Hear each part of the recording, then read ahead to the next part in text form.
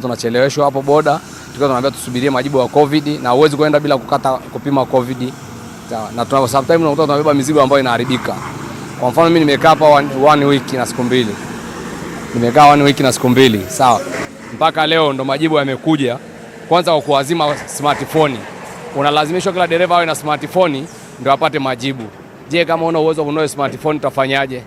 Tuache kazi za udereva. Hapa mimi nimeanza kupima, nimepima Jumapili. Ndio tumepima Jumapili. Kwa hiyo majibu mpaka sasa hivi bado haijatoka. Majibu yameshafika pale kwenye karatasi, lakini bado kwenye simu hajafika majibu. Shida kubwa tunayopitia hapa ni kila wakati tunapimwa. Tunalazimishwa kupima hii corona. Na tunapimwa, inafika mahali unakuta unaanza kubreed. Unaanza kutoa damu, kichwa kinauma sababu ya ile shida unazozipitia. Mimi ningetaka kuuliza serikali itatusaidiaje ili kutuondolea hii matatizo tunayoyapitia. Tumepoteza ajira.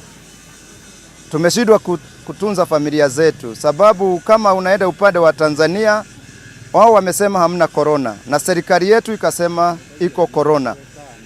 Tukasema lazima tutii serikali yetu. Tukapima.